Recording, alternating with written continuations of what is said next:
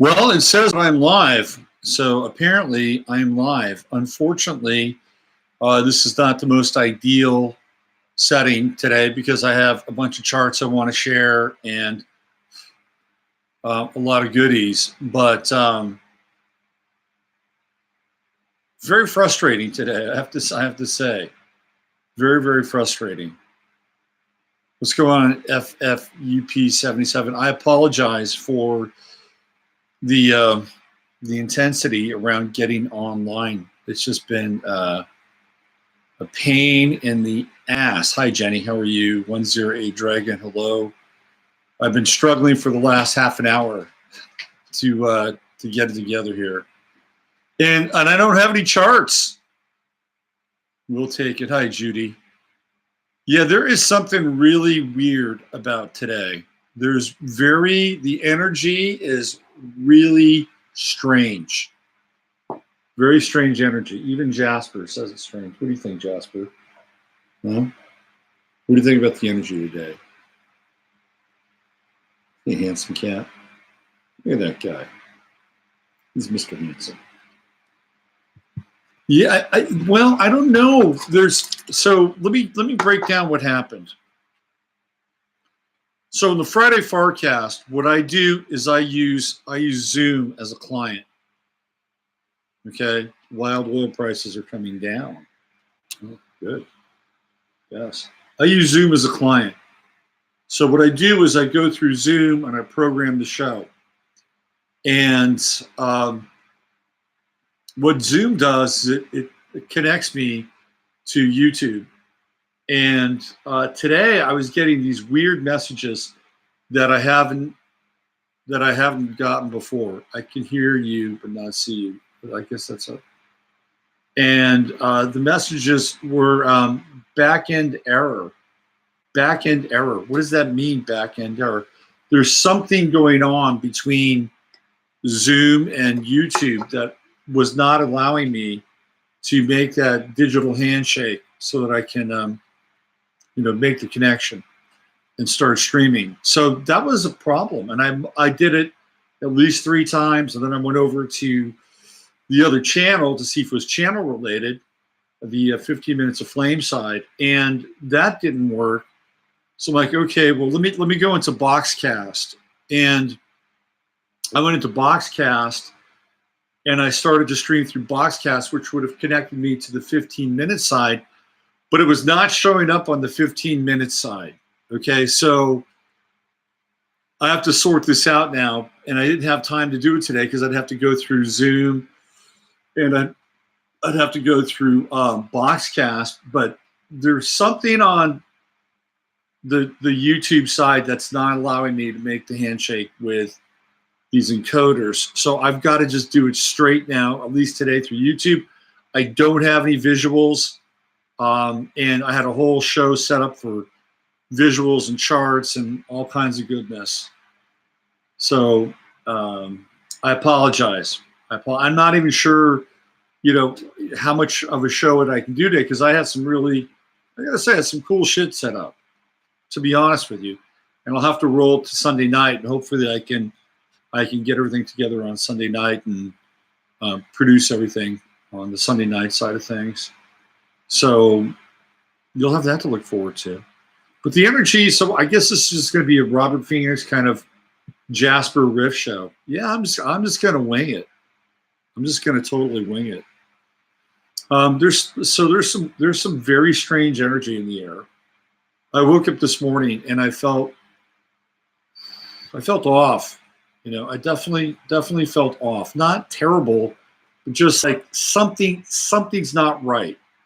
It's not me in my life, but something it's just not right in the air. There's a glitch in the matrix. Something is going on. Obviously, energetically, we've got some batshit crazy weather. Last night, it got really intense and looked like we were going to have a massive thunder and lightning storm and a dump, and it didn't quite happen. But I've been talking to people all around the country.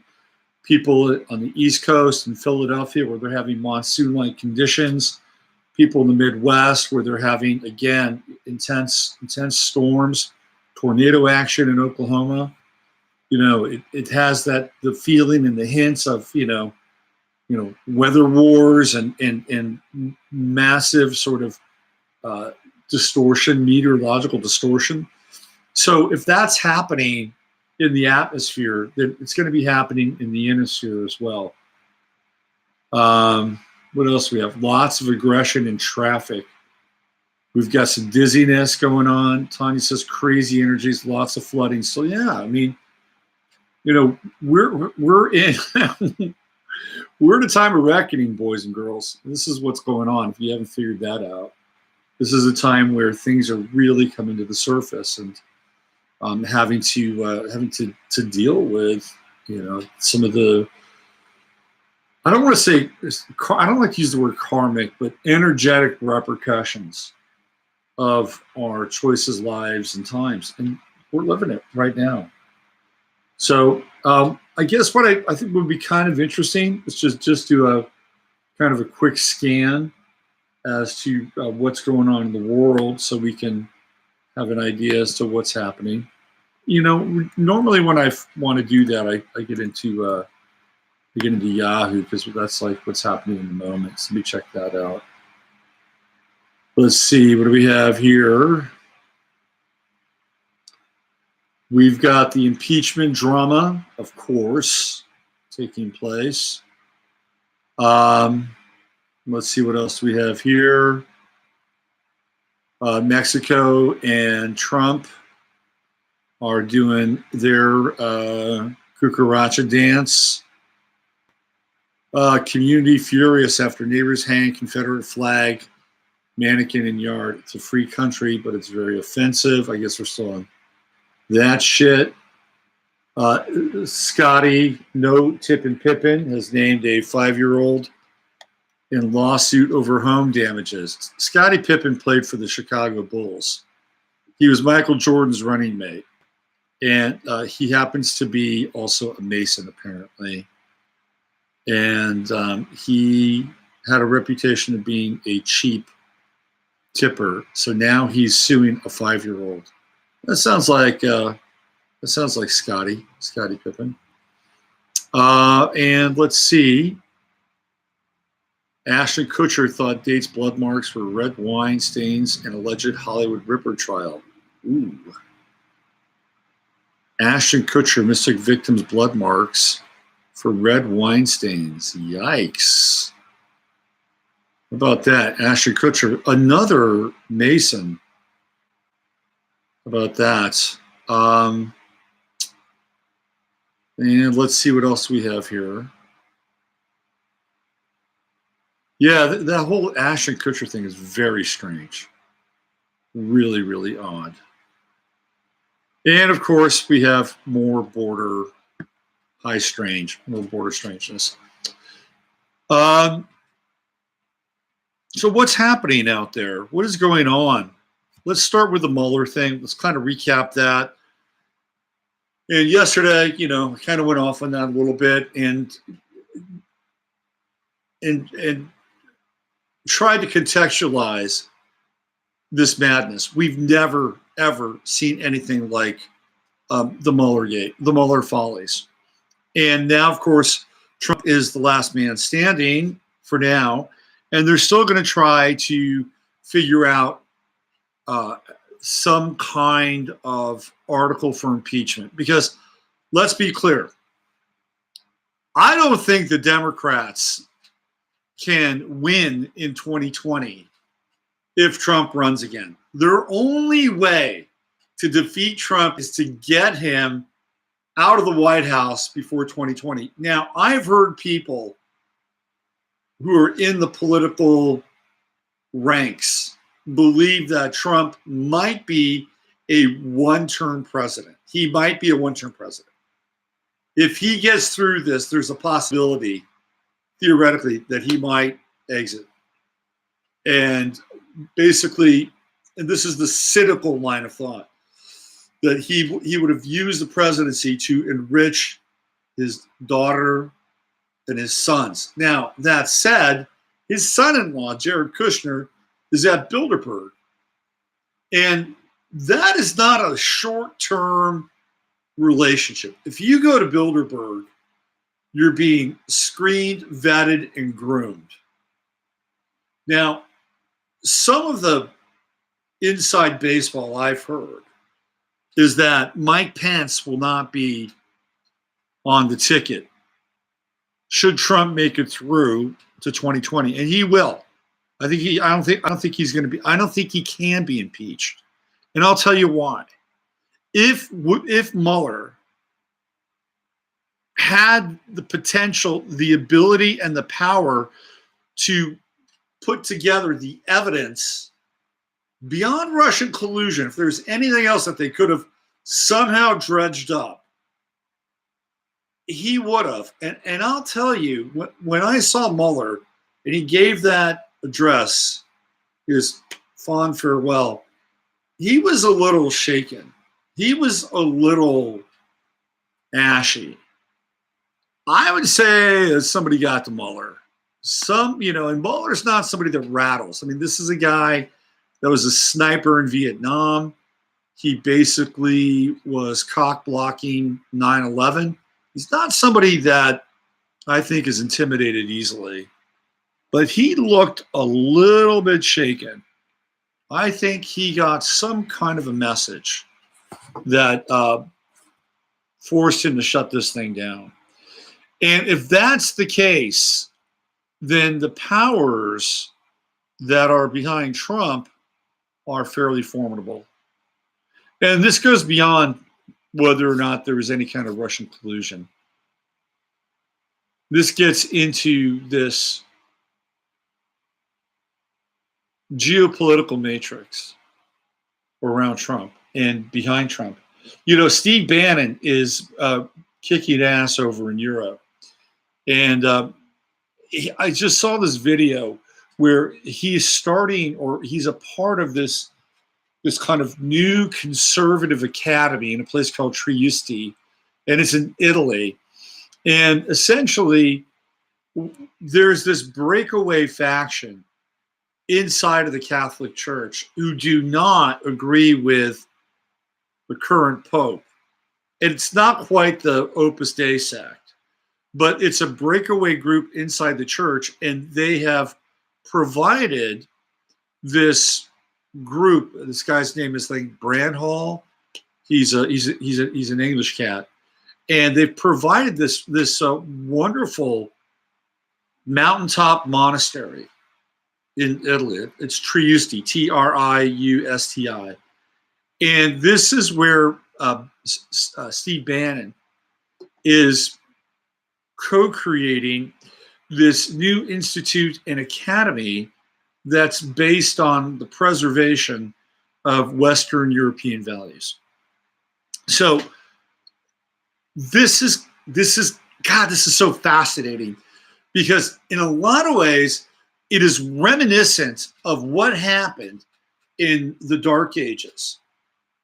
After the fall of Rome, the cathedral schools, much like that, this was a cathedral school at some point in time, this monastery, they were the repositories of knowledge. They were the seed pods of wisdom and enlightenment.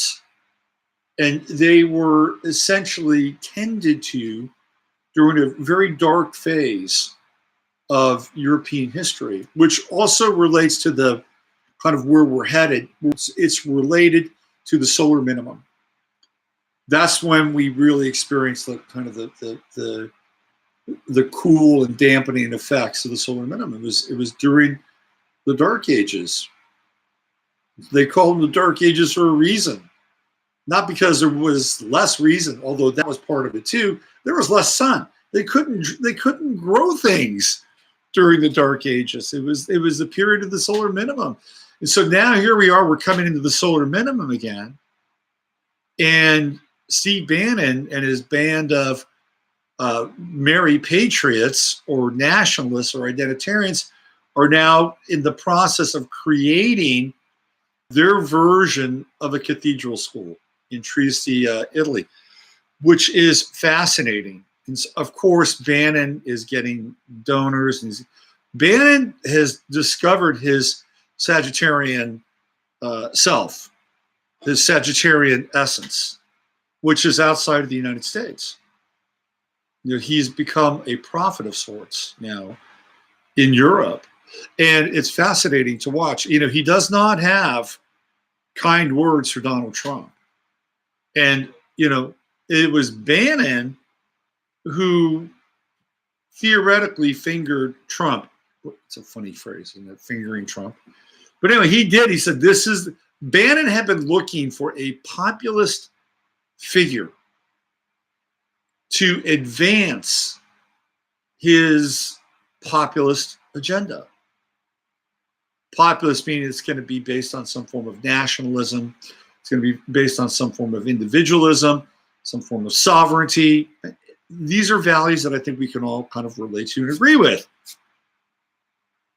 And he saw Trump and he said, well, this is the guy. And then Trump also had his dalliance with the military-industrial complex in the army. And it's like, okay, well, we can invest in him as well. And then Trump also had the strong backing from the Goldman Sachs community. Well, that was due in part to Steve Bannon, because Steve Bannon comes out of that world. Not that Trump was ignorant of Goldman Sachs. Of course, he had to deal with Goldman Sachs because that's what he did. He dealt with properties and investment. But that was Steve Bannon's world. He knew a lot of those people because of his time at Goldman Sachs, or he knew them through his relationships with people at Goldman Sachs, even if he had left them or left Goldman Sachs. So Bannon's this integral figure in the Trump ascendancy. And of course, Bannon is one of the founders of Breitbart, which was founded in Tel Aviv. So what we have with Bannon is also a Zionist, which people tend to lose track of, right? They tend to lose track of the fact that, he's kind of wedded with this kind of Zionistic and nationalistic ideology. So when they talk about this institute that they're creating for Trieste, they use the word Judeo-Christian because the two things are linked together. So what we're seeing in Europe is this kind of, how do I say this? It's like a pit bull has his jaws in this idea around nationalism. Like it's not really going away. And at the 11th hour, as Brexit is about to die an ignoble death, in steps Nigel Farage to rescue and resurrect this idea of Brexit. Nigel Farage has backers as well, just like Steve Bannon does, and they're very wealthy. You cannot do what Nigel Farage or Steve Bannon or anybody else does in the world unless you have money backing you. People that have vested interests.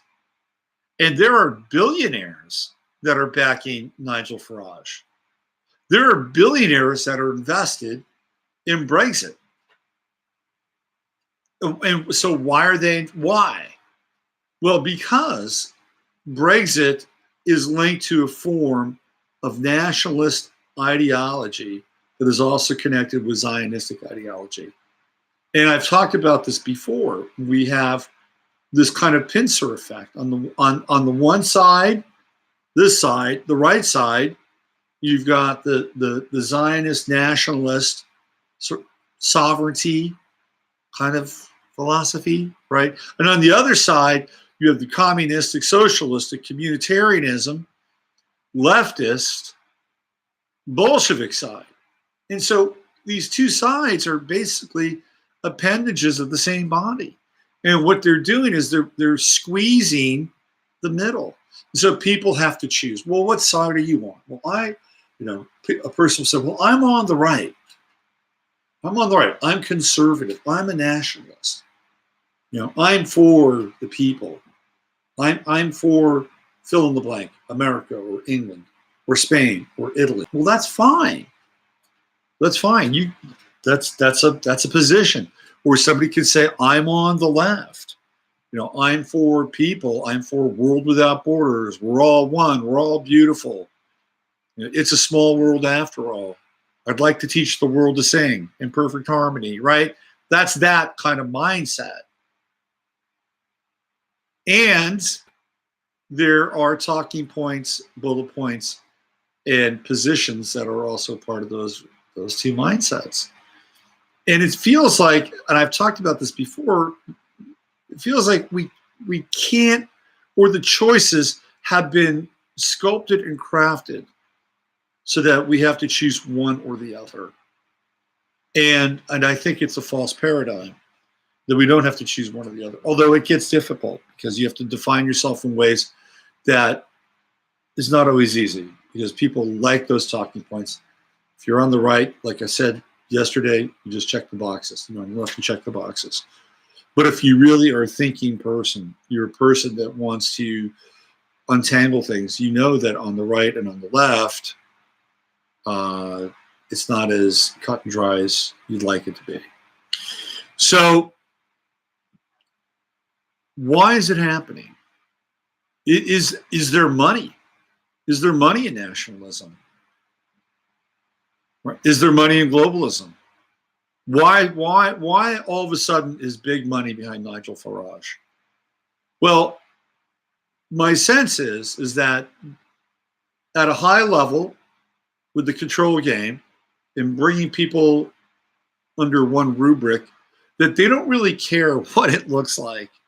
They don't care if it's a series of nationalized nation states. As long as they're nation states that are put together, bolted, crafted, and branded in the same way, that they all are part of sort of the same social apparatus and the same types of governing principles and the same types of political sponsorships. In which case, I think they'd be very okay with being able to sign off on this idea of nationalism because it is a cookie cutter version for every single nation state. It's all rubber stamped. They're still under one rubric, right? They're still under one type of command control. The other version is if you rip out the demarcations and the guts of the borders and we just have a one world government without any nation states or without the same kinds of definitions of what those nation states are, then we have the same thing, except it's all under one roof without any kinds of arbitrary lines, right?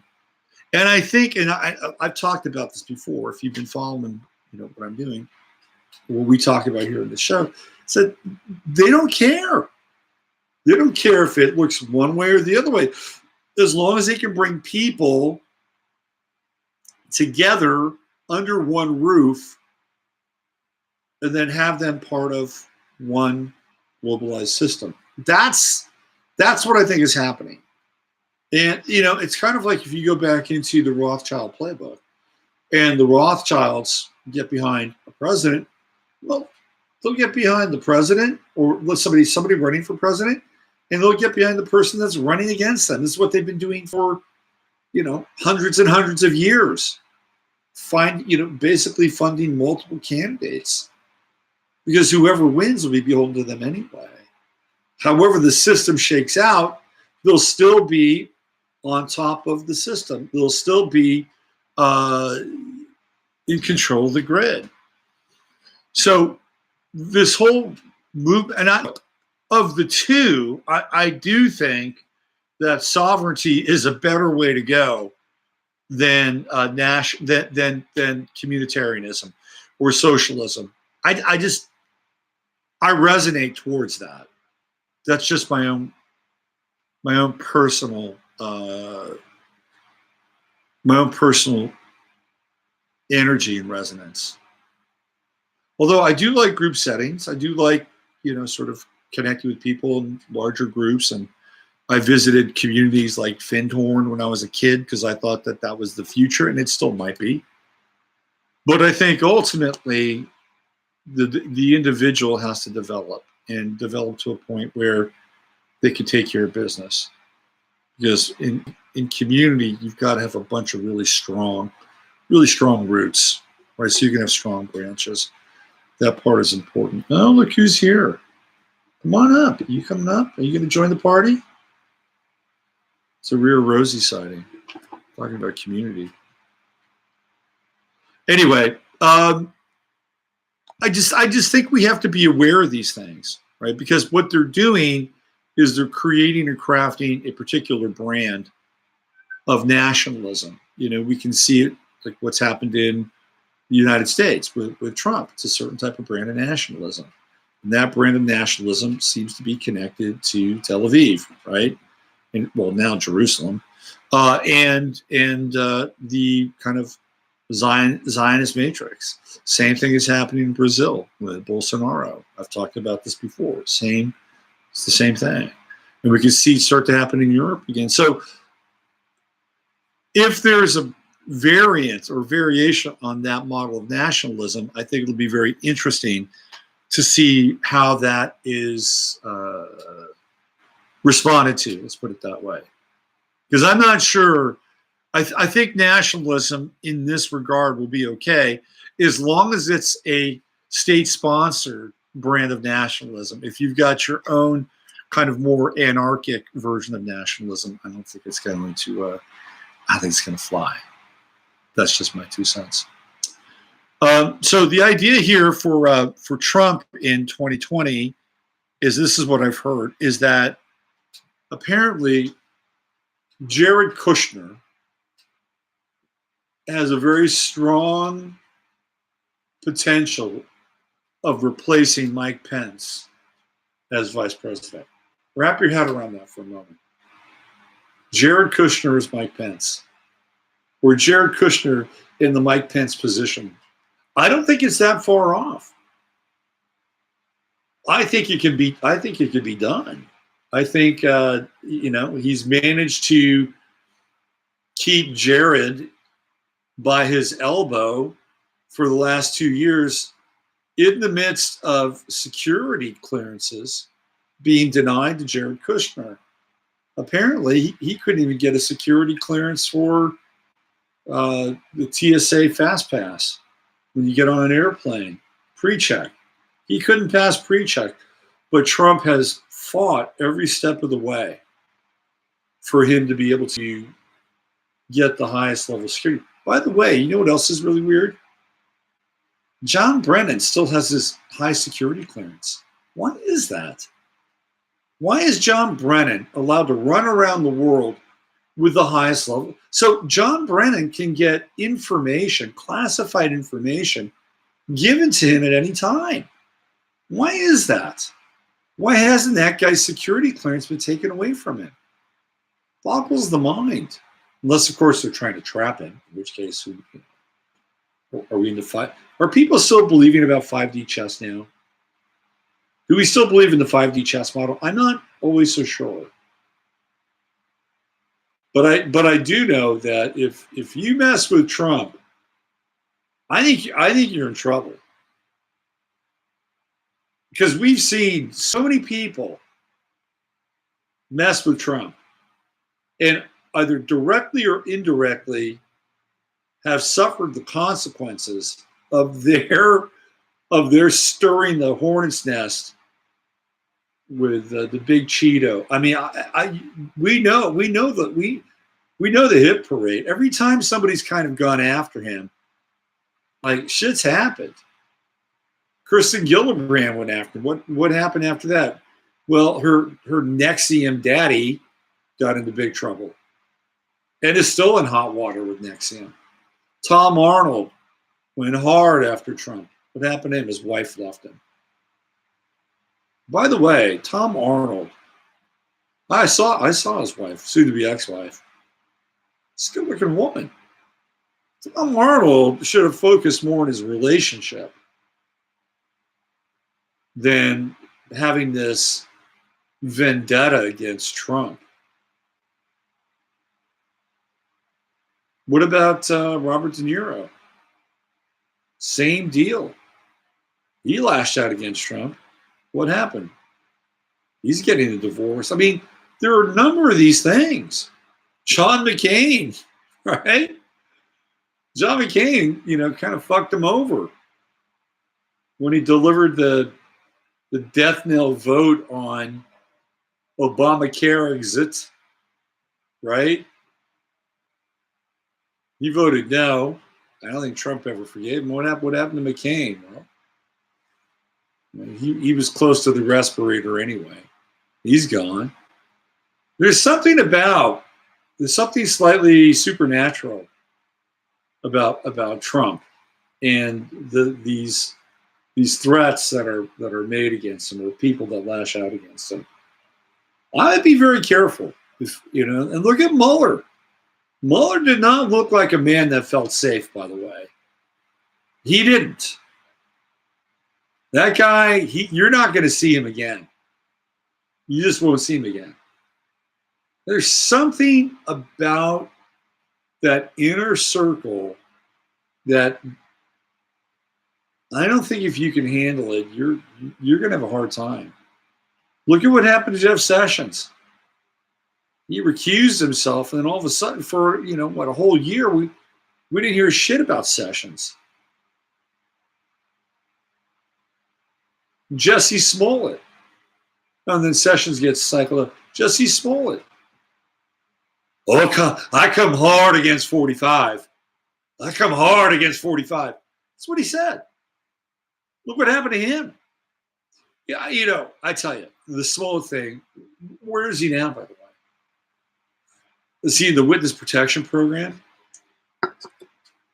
The Smollett affair was clearly about the anti-lynching bill. There was a big part of what happened. And when I looked at his chart, Cory Booker's chart, Kamala Harris's chart, and then the involvement with the Obamas, I knew within 48 hours that these people were the ones that were driving the Smollett event. They were driving it. That's why there was no trial. That's why he didn't have any opportunity to go in front of people and start singing like a bird. They weren't going to allow that ever. But what happened to Jussie? Yeah. He came hard, but he fell hard too. There's something there. And if people haven't figured this out yet, they probably should pay attention. Whether it's directly or indirectly, whether it's connected to Chabad or some supernatural force, man, you don't mess with Donald Trump. You just don't. Look at this guy, Nadler. Nadler is like, next thing you know, the guy's having a stroke. Did you see the video? He's like, and de Blasio is like, have some water. It was like weirdly comical. That guy was in trouble. He was in deep waters. Nancy Pelosi, she can't complete a sentence. What happened to Hillary Clinton during the election? She became more and more impaired until finally, I think she expired. So every time somebody's come up against Trump and tried to put the hammer to him, it hasn't worked out so well. And he's still there. I mean, he went through, and I talked about this the other day, he went through a presidential gauntlet. A serious gauntlet. He went through the same thing that happened to Bill Clinton and Richard Nixon. And Nixon didn't make it, and Clinton did, but he was gelded as a result of it. He had no power whatsoever. None. He was done. And Trump, even though he's compromised, even though I think there was a coup involved, he made it through. He got through. And whether it's friends in high places or low places, whatever it is, he made it. Michael Avenatti, another guy, came hard after Trump. Stormy Daniels, where are they? Avenatti's like facing 35 years in prison He is out of the picture. He went from, going at it with Tucker Carlson on Fox to, wearing, a prison jumpsuit. It's another example. I mean, the last 2 years are littered with people that have crossed Trump and wound up in circumstances worse off than where they were before. Michael Cohen, same thing, guy's in prison. Did he cross Trump? Well, he was his lawyer for a while. By the way, he should have used better discretion, Michael Cohen. I mean, that guy was terrible. You would think that with theoretically all his money, he could afford a bunch. But Steve Bannon is a guy that is in that territory now where he is actually talking shit about Trump. There's a new book coming out. The guy who wrote The Fire and the Fury, he's got a new book coming out. And it's another Trump-related book. And Bannon apparently has provided a significant amount of material for the book. And he says that the family is corrupt, that it's a crime family. I don't have a problem with that assertion, because most politics, most political affiliations, most families, whether the Bush family or the Clinton family or the Trump family or the Windsors or the Rothschilds or the Rockefellers, they're crime families. They're crime families. That's what they are. They're syndicates. And then governments, as a result, by proxy, are syndicates as well. We live in a planet of sophisticated syndication. The mafia is, it's sort of, the mafia is the frontline version. It's what we see. What we don't see is what's behind the mafia. So we're given sort of, this kind of Goodfellas culture, right? And we say, oh, this is what organized crime looks like. No, organized crime is very sophisticated. And organized crime is being run by these families. Anyway, Steve Bannon has come out and said that the Trump family is a crime family. And he also said that Trump is only worth about $15 million, that he's not a billionaire, which is probably true. Steve Bannon's a Sagittarius. He doesn't really lie. Sagittarians don't lie. So it'll be interesting to see what happens now, because Bannon is in Europe and he's doing his thing and he's trying to save the West, and he's using the money and the muscle of his Zionist pals in order to get it done. And we'll see what happens. I saw a fascinating video, and it was about 2.5 minutes of Jordan Peterson, 3 minutes, and it's at a talk somewhere. And this guy gets up and has a microphone, and he gives Jordan Peterson. Maybe I can even play this. Well, no, he gives Jordan Peterson 200 Years by Alexander Solzhenitsyn. And Solzhenitsyn talks about the Bolsheviks, and he talks about the revenge in the Holodomor Holocaust in the Ukraine, and hundreds of thousands of lives slaughtered. And he writes about it from, of course, about as much of a first-person perspective as you can get, because he happens to be Russian. So this guy outlines this, and he's talking to Jordan Peterson, and he's basically saying, "Hey, look, here's a group of people," and he's really contextualizing this thing in a way that's logical, and he's talking about groups, and he's talking about groups in general, right?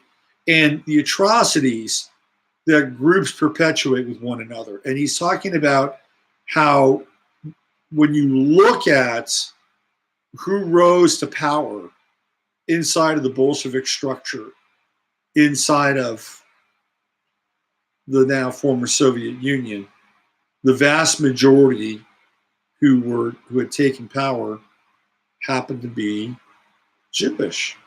It's a fact. I'm not trying to make some kind of conspiratorial declaration. The numbers are there. The Solzhenitsyn gets into it, and it's this group who perpetuate and escalate this Holocaust in the Ukraine. And Solzhenitsyn basically says, well, they did it because they were pissed at these people. And they were after revenge. And so this guy poses the question to Jordan Peterson that if that is the case, and that that's what happened in a geographical area during a particular time, and that that form of retribution was part of this social event, social ritual, then could it not be said that the same thing could be happening in Western Europe? That the same group who had been aggrieved by the Holocaust would then begin to do the same thing in Western Europe in its own way. And he made a very interesting case in point. Doesn't matter. It doesn't matter who the group is theoretically. The group is aggrieved. They're holding a grudge. As a result of the grudge, they matriculated the positions of power, and then they execute their aggrievement. They execute their retribution. It's a group. It's what the mob does. It's what gangs do. It's a mob mentality, gang mentality. So he asked Peterson this question, and Peterson, I got to give him a little bit of credit. He thanked the guy for the book. And then he says, I can't go there. I can't answer that. But you have to watch him. Really, it's rare when Peterson doesn't have an answer. He's got an answer for just about everything. You didn't have an answer for this. And I'm going to say this. A lot of people say, he wimped out. I'm going to say to his credit, he knows where the third rail is. He knows where the third rail is. And I think he's invested in helping people. That's what I think. Jordan Peterson is a pretty interesting Gemini in that regard. So I'm not going to get down on him. He knows that in order to help a larger number of people, he's got to stay public. He's got to be able to do his work and not get tangled up in the brambles and the thorns of a controversy that would keep him. And yet he loves money. We know that. He's into the money. I don't think it's purely the money thing. I think Jordan Peterson actually cares and actually does want to help people. That's my sense. Although on the Gemini side, there's another part of him that I think is a little duplicitous too. This is what you get with Gemini. This is what you get. It's like Trump. Trump is a Gemini. There are things that Trump does. You go, yeah, man, that's cool. Right on. Good job. And then he'll do something else. You just scratch your head. What was he doing? Why did he do this? And that's kind of the Gemini software in a lot of ways. And I think Peterson's got some of that too. And he doesn't get a full pass, but I do think that in that when I watched him, because I don't only watch people, but I read the energy. And when I watched him and I read that energy with him, he tried really hard to address that. And he knew that if he fucked up, it was done. It was curtains. It was curtains. And so he stepped away from it. And he's smart. He's smart. I think he's got some investment in the future. It'll be interesting to see what happens with Jordan Peterson. Year and a half, 2 years, 3 years. I just don't think the shelf life for celebrity is that long anymore, because we're inundated now with, like, before, let's go back, I don't know, 30 years. Before, you might get a documentary or two on Jordan Peterson. Maybe you'd see it on cable TV. Maybe you'd see it on PBS. Maybe you'd have to read his books, but you wouldn't be inundated with dozens and dozens and dozens of interviews and videos of classroom situations with Jordan Peterson. And now we get into the psychology of the binge. And once you binge, you're done, right? With Netflix binging or YouTube binging. And so I think because of that, the lifespan of celebrity gets really compressed, and people don't last as long. Year and a half, 2 years of incandescence, and then it's over. Unless, of course, you're toiling at about 700 subscribers on this channel, in which case, or the other channel, in which case it can last a much longer time. Hey, look who's here. Look who's here. Yeah, that's Rosie. Rosie's a little more private than Jasper. Jasper's a ham. Rosie just wants to, she just wants to be part of the scene in her own quiet little way. So these are the cats that freaked out. What's his name? The Attorney General, right? For Bush, John Ashcroft, the Calico. She's fierce, this little Rosie. I was thinking about, and I wanted to do a show on this, because generally what happens is a lot of times I'll think about something and I'll just put it in the back of my head, and then I'll let it just sort of distill, and I'll ruminate on the idea, or I'll ruminate on the potential of content, and then it can at times branch off and become bigger, fluoresce. So one of the things that I've been thinking about over the last couple of days is sort of where we are in terms of an evolutionary cycle and pattern. And this is for anybody who's waking up. Oh, by the way, I just wanted to clarify something. That in that interview, or that little snippet with Jordan Peterson and the guy with the book, the guy basically says, look, I'm Jewish and I'm American, and I read this book and I have this question, right? So it wasn't like there was some stormtrooper. This was a guy who was, related to that culture and had an honest question for Peterson. Anyway, so I've been thinking about this whole waking up process, which I think is very real, by the way. It's very, very real. And it's not just the waking up process. That would imply that we're waking up to some kind of series of revelations and greater truths, which is true. I mean, that part I believe to be true. But we're also waking up to the deeper spiritual implications of our lives. And it feels to me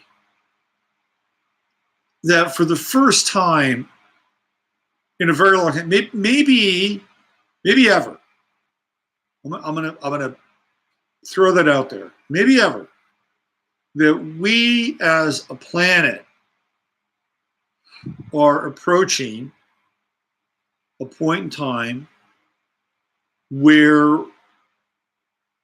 like, if you go back and you look at, say, the 60s, which was defined by Crowley, do as thou will, everything is permitted, the rise of Dionysus, esoterica, occultism, dark magic, Paul is dead, right? Altamont, Manson, Morrison, that whole kind of interesting, dark, lurid sort of, dance in the death cult. Really, it was an interesting time. But part of the allure was the magic, right? The power, and whether the magic was something that was orchestrated in a circle and sigils and sacrifices and all the darkness that goes along with it, or it was sort of the magic, the disincarnate magic that you could pick up on like a wavelength if you're in the right state, you know. And then things would begin to happen, and you'd have strange attraction and high strange and synchronicity, and all these things would take place. And next thing you know, you're off into some, you know, Dionysian wonderland where anything was possible. Right? I mean, that kind of thing. We've gone through that, and now we're in a different place. And as we begin to awaken, we begin to wake up, and we begin to come into this greater sense of clarity in a lot of ways, and light, that there's a new level of responsibility that people are having to embrace in their lives. New levels of responsibility, new levels of lucidity, new levels of sobriety, new levels of grounding, new levels of deeper foundational work. And I think this should be embraced and applauded. And I'll tell you why. Because at some point, there will also be a correspondent relationship to that development and our ability to be in the world and create a different kind of magic. Different kind of magic. A magic that could change this planet. A magic, a type of magic that would be distributed by people who had divested the ego to a point where everything is integrative, and we're dealing with this process of unification. If you want to use, I guess, a religious example, the Holy Trinity, right? It would be Father, the Son, and the Holy Spirit, all integrated together. When they're all integrated together, what do you have? You have a whole being. You have a whole being. So the Holy Spirit being the kind of the mystical part, right? The part that is the otherworldly or the supernatural agency. And then you have the Son, who's the receptor, and you have the Son and the Father, who is the projector onto the receptor. And you bring all three of those together. Bring the Mother in there as well. Right? Let's make it four. We don't want to be out of balance. The Father, the Mother, the Son, and this Holy Spirit. Put it together, boom. Well, yeah, we have integration. And I'm just using those. I'm not trying to use them in religious terms. I'm using them in terms of like energetic patterns. And if we ground and are really foundational, responsible, and intentional with our energy, guess what happens? The potential for us to be able to channel really profound energies begins to come back into our life, but from a different perspective. Let's just say, let's play a little game here. Let's just say, for sake of argument, that well, I was a god, or you were a god. Let's say you were a god. You, in your own ways, you are. You know, you kind of are, right? Your representation. But if you had unlimited power and you look down on all these individuals or into all these individuals, would you give an individual who is not ready to receive something really deep and profound, somebody who might have a habituation of some sort, drinking, smoking, whatever, would you give them or invest in them in a way where they would receive really powerful and profound energies so that they can do some very interesting things in the world with those? I would say the answer is probably no, because that would be irresponsible, right? It'd be like, you know, giving a kid a gun without having any kind of, here you go, just take that. Take that, honey. There you go. I know it's a bit heavy. Oh, that thing on the side, yeah, it's called a safety. Don't worry about that. Right? I mean, you wouldn't do that. But somebody who's responsible, somebody who's done some work, somebody who can handle it, well, you might say, okay, here you go. And now all of a sudden, that person's got a very different relationship with the symbol of power. I think that's where we are. I think we are in the process of realigning so that we can get to this place where will be invested with energies that are deep and profound and planet changing. That's my theory. That's my feeling, because I'm watching it. I'm watching people. I'm watching people come online. I'm watching people divest themselves of their habituation. And then what happens after that? Interesting things. Interesting things. The universe is, rubs its hands together and says, good. This is going to get interesting. I'm watching it. This Owen Benjamin. I pay attention to Owen Benjamin. The guy went out and got himself a little farm, and he's raising goats, and he's going back to the land, and he's finding his own personal truth, and he's giving. I'm telling you, this is where it's at. It's where it's at. It's about people becoming accountable, responsible for their own personal software technology and spiritual evolution. And I'm not a big middleman person in terms of kind of the traditional sense. Every now and then we need a tune-up. That's what I do. I help, I get my tools out and I tune an engine up. Here you go. Take off. And that part happens. We do that. But by and large, you are the spiritual navigator of your own existence. And I think this is a time, a very important time, incredibly important time.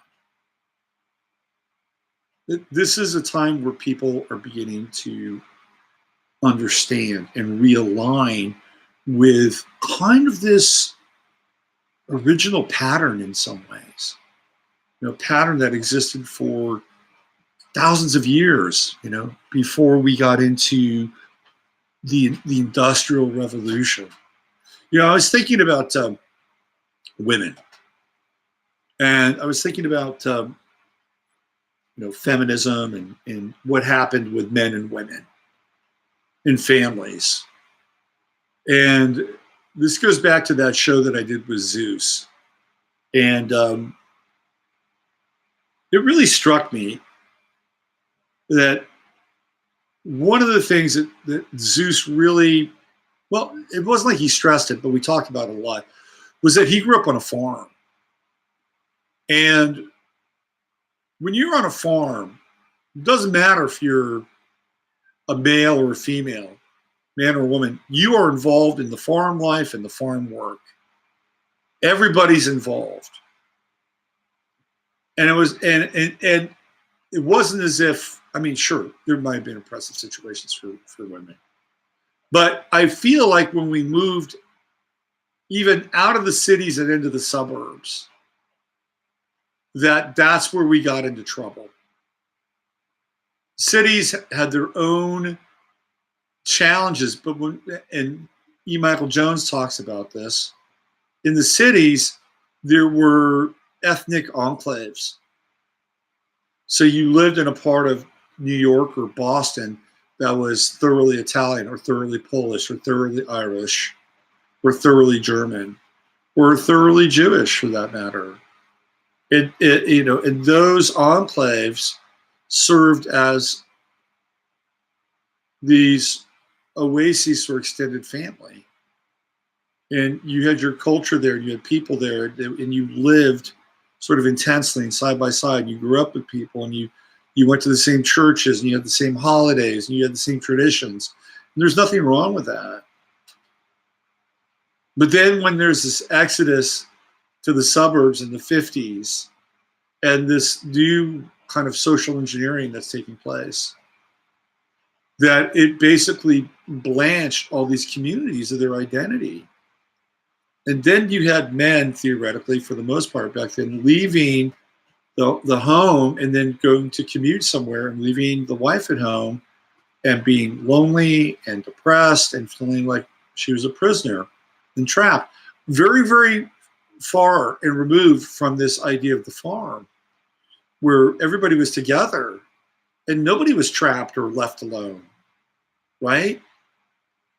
And the suburbs became this really isolating and alienating kind of experience. We were essentially making up new worlds on the fly.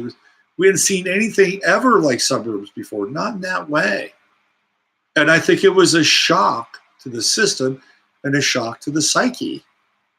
And now what they want to do is get rid of the suburbs and bring us all back into the cities again with Agenda 21, Agenda 2030.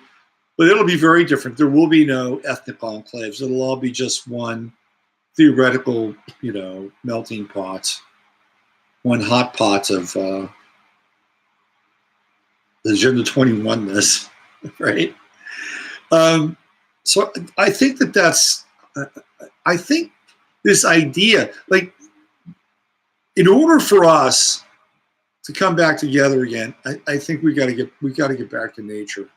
We've got to figure out a way where everybody can reconnect in a vital, organic, and analog sort of way.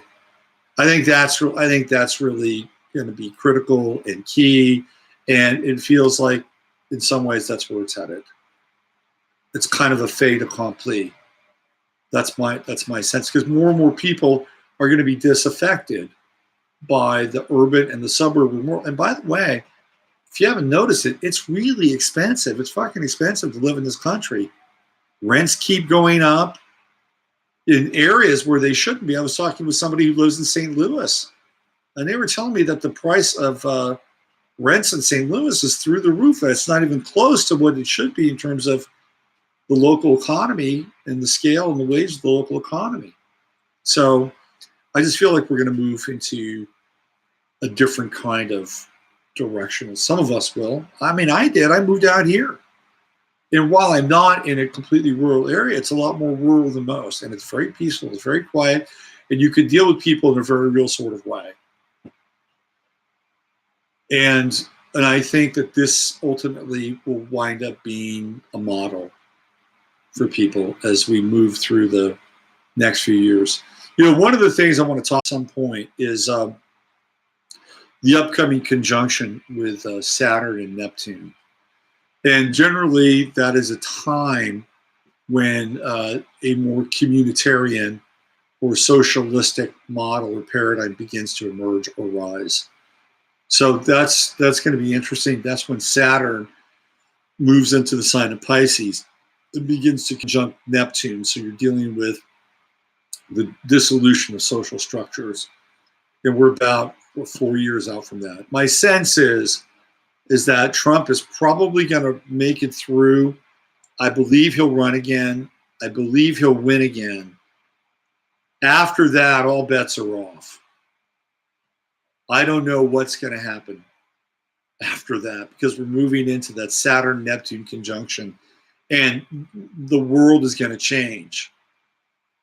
Then we're moving into, Pluto in Aquarius and, game-changing stuff. Game-changing stuff. It'll be interesting to see what happens. But if you were asking my advice, I would say, try to limit your habituations. Don't let things rule you, whether they're substances or foods or addictions like cell phones or devices or bad relationships. Do your best to disentangle yourself from that stuff so that you can be clear and begin to heal in a deeper kind of way. And it's hard sometimes. We have entanglements, we have families, we have children, we have parents, we have siblings, and their lives may be in conflict or turmoil, and they affect us. But to the best of your ability, do your best to try to disentangle yourselves from, your own internal conflicts.